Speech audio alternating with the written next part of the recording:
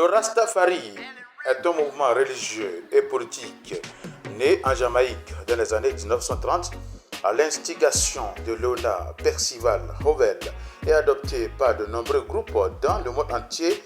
Ce système de rastafarisme mêle des éléments du protestantisme, du mysticisme et du panafricanisme. Les rastafariens ou rastas, nom par lequel se désignent les membres de ce mouvement, ont une conception très particulière de leur passé, de leur présent et de leur avenir. S'inspirant des récits de l'Ancien Testament, en particulier de l'Exode, ils considèrent que les personnes d'origine africaine qui vivent en Amérique et dans le monde entier sont des exilés au sein de Babylone moderne. Ils pensent que Dieu, Jah, les met à l'épreuve par le biais de l'esclavage, de l'injustice économique et de l'oppression raciale.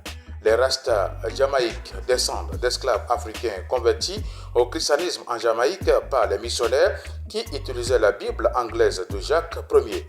Les Rastas pensent pouvoir connaître le véritable sens des Écritures en cultivant une relation mystique personnelle avec Jah. Ils ne lisent cependant que certains passages de la Bible. Ils mettent en avant ceux du Lévitique qui réprimandent le fait de se couper les cheveux et la barbe ou encore de consommer certains aliments et qui prescrivent des rituels fondés sur la prière et la méditation. Le mode de vie rastafarien, Liviti, fondé sur un principe d'équilibre, préconise notamment le port de dreadlocks, longues nattes qui se forment naturellement dans les cheveux non coiffés, devenus crépus, et de vêtements de couleur rouge, vert, jaune et noir qui symbolisent respectivement la force de vie de sang, l'herbe, la royauté et l'africanité, ainsi qu'un régime alimentaire naturel et végétarien appelé l'altar. Les rituels religieux impliquent de pratiquer la prière, de fumer la ganja, marijuana, qui améliore la méditation. Tel est le vrai sens d'un vrai rasta. Mais le constat fait aujourd'hui au sein de nos sociétés, surtout africaines, c'est que certaines personnes, notamment les jeunes, méconnaissant le vrai sens du rastafarisme, se donnent à des pratiques malsaines, celles de la consommation du ganja, de la transformation de leurs cheveux en rasta, de l'imitation des vrais rastas à travers le port de certaines tenues vestimentaires très bizarres et extravagantes. Bref, leur mode de vie est catégoriquement loin de celle des vrais concepteurs du mouvement rastafarisme. Du coup, le banditisme, des actes d'incivisme et autres comportements malsains tendant à nuire leur propre identité et la société.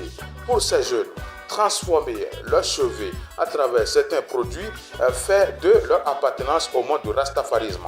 Concernant le rythme reggae, cette musique inventée par le propulseur Le Feu Robert Nesta Marley alias Bob Marley n'est rien autre que de conscientiser, de moraliser, d'interpeller, d'encourager, de fortifier ou de poser des actes de révolution est utilisée aujourd'hui partout dans le monde pour diverses raisons tant fondées qu'infondées.